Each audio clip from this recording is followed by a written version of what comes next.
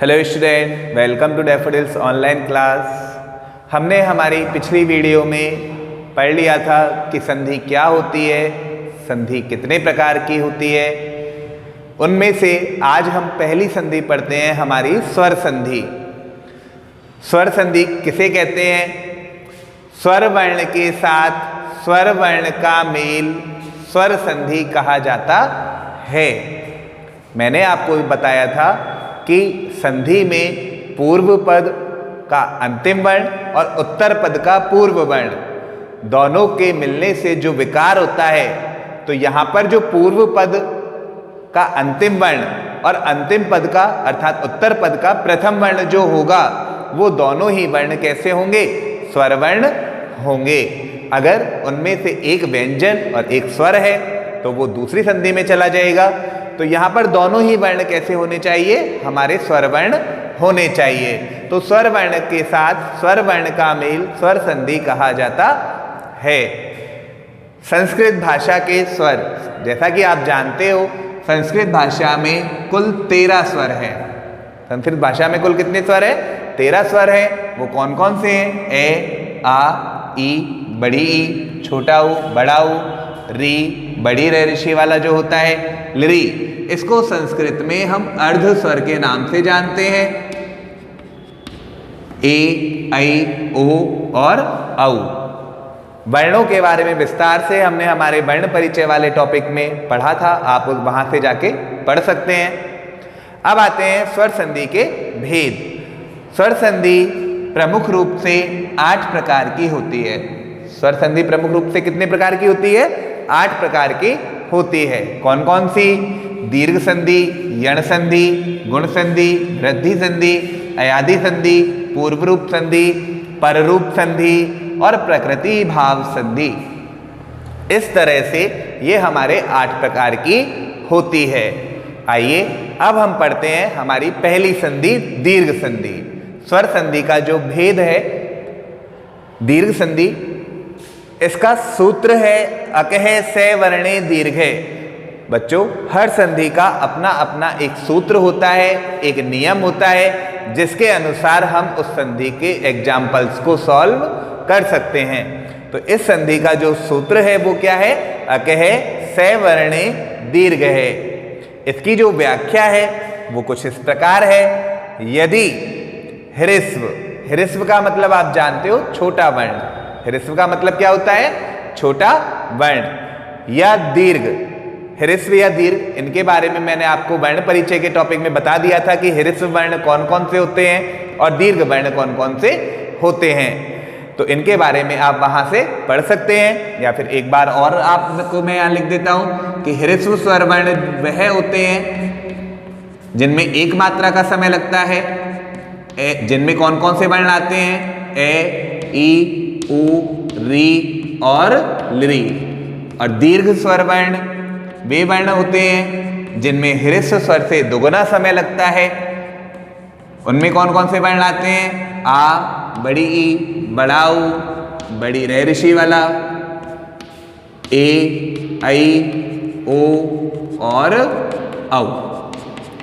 इस तरह से ये हमारे ह्रस्व और दीर्घ स्वर वर्ण होते हैं। तो जब ह्रस्व या दीर्घ ए, ई, उ और री के बाद क्या आया यहाँ पर? के बाद, अर्थात पूर्व पद का अंतिम वर्ण इन 4 वर्णों में से हो।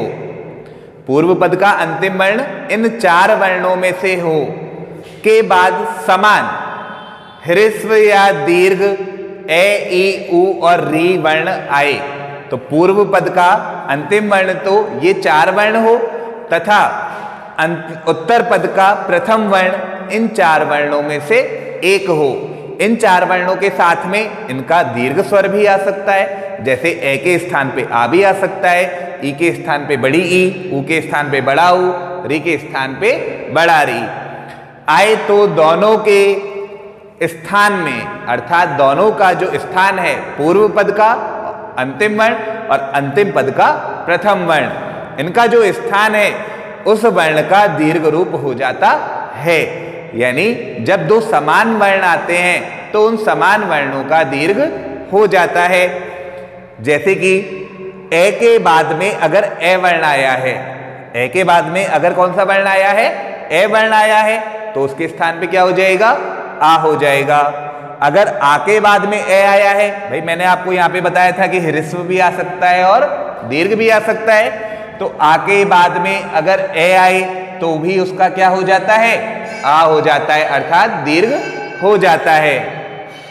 अगर ए के बाद में आ आए तो अगर ए के बाद में आ आए तो उसके स्थान पर क्या हो जाता है, आ हो जाता है।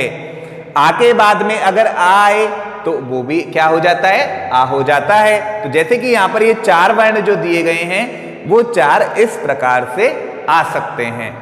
एक वर्ण इस प्रकार से 4 तरह से आ सकता है। ठीक इसी तरह से आप ई का कर सकते हो कि अगर ई के बाद में ई आए तो उसका दीर्घ क्या हो जाएगा, बड़ी ई हो जाएगा। ई के बड़ी ई और छोटी ई दोनों का योग हो तो वहां पर भी बड़ी ई हो जाता है। इन दोनों का दीर्घ क्या है, बड़ी ई है।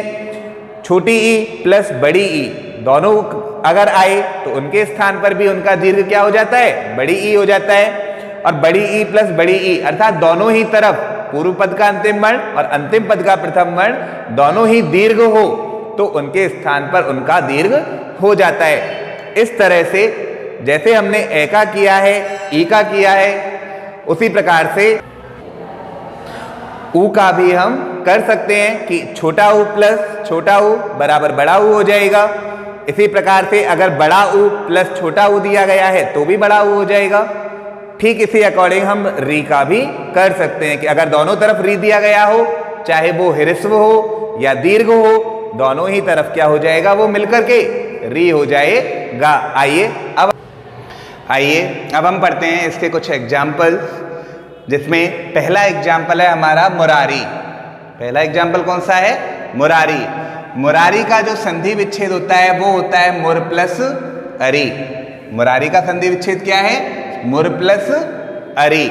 तो पूर्व पद का अंतिम वर्ण क्या दे रखा है, रे दे रखा है। तो रे में अगर हम निकालते हैं तो वर्ण कौन सा निकल जाएगा, ए निकल जाएगा। रे में ए दिया हुआ है। उत्तर पद का प्रथम वर्ण, तो प्रथम वर्ण भी क्या है, ए है। तो दोनों तरफ अगर ए आता हो तो दोनों के स्थान पर क्या हो जाता है, आ हो जाता है। तो यहां पर अब हमारे पास देखो अक्षर कौन कौन से बचे। इधर से तो स्टार्टिंग में क्या बचा, मुंह बचा। रे में से यहां पर हमने ए हटा लिया था तो रे कैसा बचा था, आधा बचा था। रे कैसा बचा था, आधा बचा था। यहां से ए और यहां से ए दोनों ही हटाने पर दोनों के स्थान पर क्या हो गया था, आ हो गया था। दोनों के स्थान पर क्या हो गया था, आ हो गया था। बाद में इधर से क्या बचा, री। तो यहां से हमने क्या बचाया हुआ जो शब्द है वह लिख लिया, तो वो क्या था, री। अब हम इसको पूरे को मिलाएंगे तो पूरे को मिलाने पर हमारा जो शब्द बनता है वो क्या बनता है, मुरारी। तो इसी तरह से अगला दिया हुआ है पूर्व पद का अंतिम वर्ण यह दिया हुआ है, जिसमें क्या दे रखा है, ए दिया हुआ है। उसमें क्या दिया हुआ है, ए दिया हुआ है। उत्तर पद का प्रथम वर्ण बाद में भी ए दिया हुआ है, तो दोनों के स्थान पर क्या हो जाएगा, आ हो जाएगा। अक्षर कौन कौन से बचे हमारे पास, यह आधा रह गया था ए हटाने के बाद, तो दैत्य और जो दैत्य के अंदर शब्द दिए गए हैं वो वैसे के वैसे। यहां से ए और यहां से ए दोनों के स्थान पे क्या हुआ था, आ हुआ था। और ए के बाद में जो अक्षर बचा वो क्या था, री। जब हम इसको पूरे को मिलाएंगे तो हमारा जो शब्द बनेगा पूरा, वो शब्द पूरा क्या बन जाएगा, दैत्या री। यानी आधे ये में अगर आ को मिला देंगे तो क्या बन जाएगा, वो या बन जाएगा। पाठ प्लस आरंभ बराबर पाठारंभ। तो यहाँ पे ठे में से क्या दे रखा है, ए दिया हुआ है। यहाँ पे उत्तर पद का प्रथम वर्ण क्या है, आ है, ए प्लस आ। मैंने अभी आपको थोड़ी देर पहले बताया था कि अगर ए के बाद में आ आए तो दोनों के स्थान पर क्या हो जाता है, आ हो जाता है। आपको सिर्फ यही देखना है कि दोनों तरफ समान वर्ण है या नहीं। अक्षर हमारे पास कौन कौन से बचे, ठे में से ए निकाल लिया था तो ठे आधा रह गया। तो यहां से पाठ में से जो ठे था वो तो कैसा रह गया, आधा। ए और आ मिलकर के क्या हो गए थे, यहां पर आ हो गए थे। बाद में हमारे पास जो शब्द बचा रे आधा में और भय, रे आधा में और भय, जब हम इसको पूरे को मिलाएंगे तो हमारा पूरा शब्द मिलकर के क्या बन जाएगा, पाठारंभ, यानी पाठ आरंभ। ठीक इसी तरह से देव प्लस आल्य, बे दिया हुआ है, बे में से क्या निकाल लेंगे, ए निकालेंगे। यहां पे क्या दिया हुआ है, आ दिया हुआ है, ए प्लस आ बराबर आ हो जाएगा। और जब हम इसको पूरे को मिलाएंगे तो ये पूरा शब्द हमारा क्या बन जाएगा, देवालय है। तो यहाँ पे जो हमारे पास शब्द बचते हैं वो क्या बचते हैं, देव में से तो ए हटा लिया था तो देव रह गया आधा, दोनों को मिलाने पर आ हो गया था। और आलय में से क्या बचा, लय और ये। जब हम इसको पूरे को मिलाएंगे तो शब्द हमारा क्या बनेगा, देवालय है। ठीक इसी तरह से हम बचे हुए सभी का भी कर सकते हैं। जैसे रवि प्लस इंद्र, यहाँ पे ई दिया हुआ है और यहाँ पर भी क्या दिया हुआ है, ई दिया हुआ है, दोनों तरफ ई दिया हुआ है और दोनों का मिलकर के क्या हो जाएगा, दीर्घ हो जाएगा। ई प्लस ई बराबर बड़ी ई हो जाएगा और मिलाने पर वो पूरा शब्द क्या बन जाएगा बाद में, रविंद्र। अक्षर यहां से कौन कौन से बचे, रवि में से ई हटा लिया था तो रे बचा, वे आधा बचा, ई और ई दोनों के स्थान पर क्या हो गया था, बड़ी ई हो गया था। इधर से आधा नय और द्रय बचा, आधा नय और द्रय, आधे वे में ई को मिला देंगे तो शब्द हमारा रवि, आधे ना वैसा का वैसा और द्रय का द्रय, रविंद्र। ठीक इसी तरह से हरि प्लस ईश, यहां पर छोटी ई दी हुई है और यहां पर बड़ी ई दी हुई है, छोटी ई प्लस बड़ी ई, दोनों तरफ समान स्वर वर्ण है तो दोनों का ही क्या हो जाएगा, दीर्घ हो जाएगा।